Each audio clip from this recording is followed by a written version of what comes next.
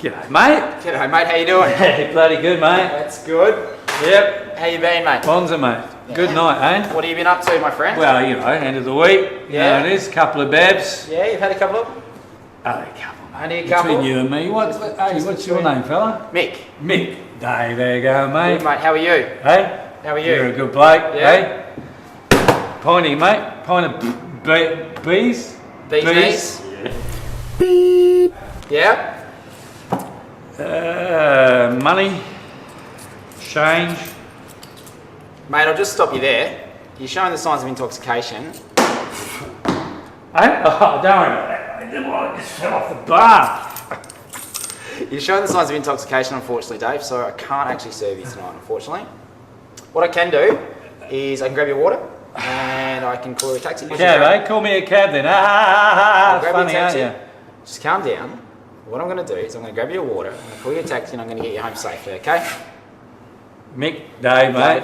There you go. Hi, my name's Michael and I've been in the hospitality industry in South Australia for about 12 years now.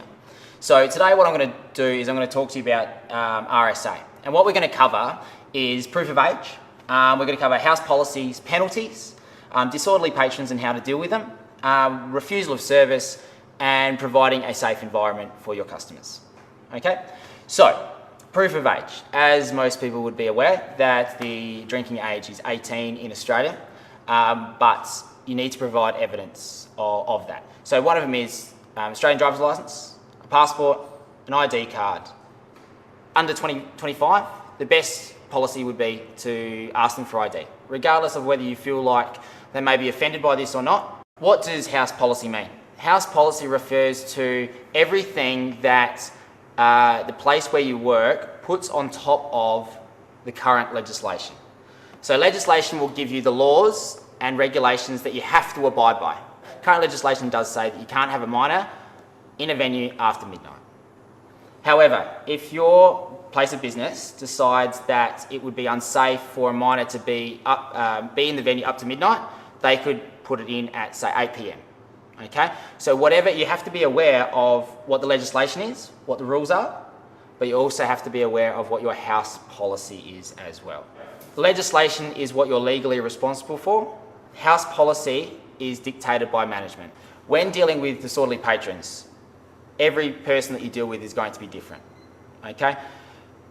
Some can be aggressive, some can be emotional. It depends on how much they've drunk or the environment or their personality. But important thing is to always bring every conversation, always have at the back of your mind the legislation that you're responsible for and the duty of care to that patron. Okay? So every situation that you deal with, you're going to have to deal with differently. What I would recommend as a method to do that is to, first and foremost, always have empathy for the people that you're dealing with. Okay? So if you talk down to them or you're very condescending in the way that you deal with them, it's just going to bring out aggression out of most people. Okay? Most people don't want to be talked to like they're 5 years old. So if you have a chat with them and talk with them about the situation, and actually, regardless of whether you're listening or not, put the game face on and pretend to listen. Okay? Listen to what they've got to say. But always have in the back of your mind the legislation that you're responsible for. Once you've listened to them, it's really important that you explain what the rules are. Okay? So once we've established you've listened to them, it's really, really, really important that you tell them what your responsibilities are. I can't serve you because you're showing these signs of intoxication. Okay? After then, you're normally going to get a bunch of excuses or a pleading or signs of aggression. What you need to do is deal with that person with empathy, but always bring it back to what your responsibilities are. Regardless of what they say, it doesn't matter. You only can go on the legislation. So if they're showing signs of intoxication, you can't serve them alcohol. It's really important that you always come back to that point. It's not personal, it's the legislation or house policy. Okay?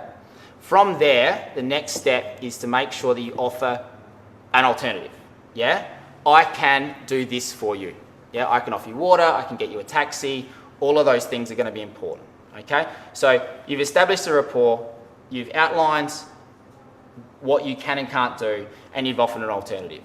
From there, you can also offer the opportunity to speak to a manager as well, because that's what management's there for, okay, to deal with the situation once it's gone through those points. But if you are good enough to be able to establish a rapport with someone and have a chat, tell them what can and can't happen, and offer alternatives, you've done a huge part of RSA. Okay, so when we talk about what's going to happen in pubs or clubs or hotels or any opportunity where there's going to be alcohol present, there's plenty of things that are going to happen. The most obvious one would be like a Saturday night in a pub.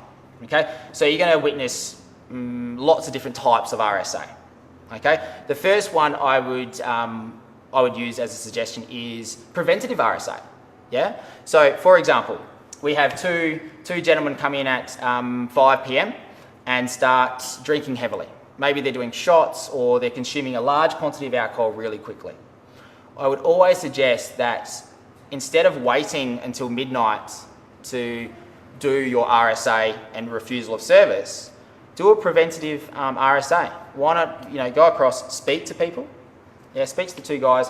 Hey guys, how you going? Look, boys are doing, have had 5 rounds of shots in the last couple of hours. This is not going to end. This is going to end very quickly if we continue down this path.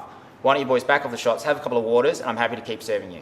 But if you don't, I'm going to cut you off pretty quickly. Okay? So just talking to people is always going to help the situation, and just letting them know that, hey, look, maybe chucking your water in there is going to prolong your night, because you want them to stay, yeah, and you want them to have a good time. But if they're doing, acting like that, they're not going to stay for very long. Okay. The next one would be the more obvious slurred drunk. Okay, somebody who is clearly intoxicated coming to the bar and dropping their change, slurring their words. The best thing you can possibly do there is be really proactive in refusing them service.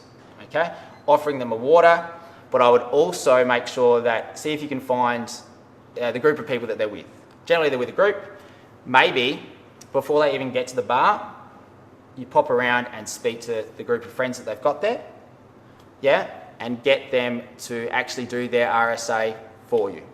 Okay, so if you go out and speak to their friends, get them to put them in a taxi before you even need to cut them off. Okay. Saturday night, you're always going to deal with an aggressive drunk as well. Somebody who as soon as you cut off, he's going to become aggressive straight away. Normally you can pick them, but when they do come to the bar and you need to cut them off, perhaps it's a good idea to speak to the other staff members, yeah, and also speak to your manager, and if you have security staff on, obviously speak to them as well. Okay, it has to occur. You can't avoid cutting somebody off or refusing them service because you think they might get aggressive. It's not going to end well.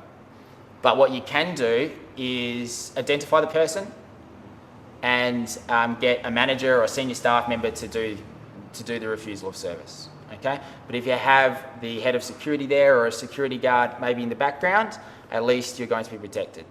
Okay.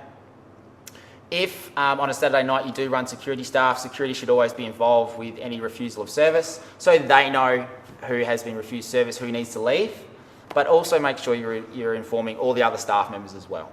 Okay? There's no point in refusing somebody service to alcohol and then they just walk to the next bar and get served there. Okay? Which is going to happen, or they're going to try to do a lot of the time.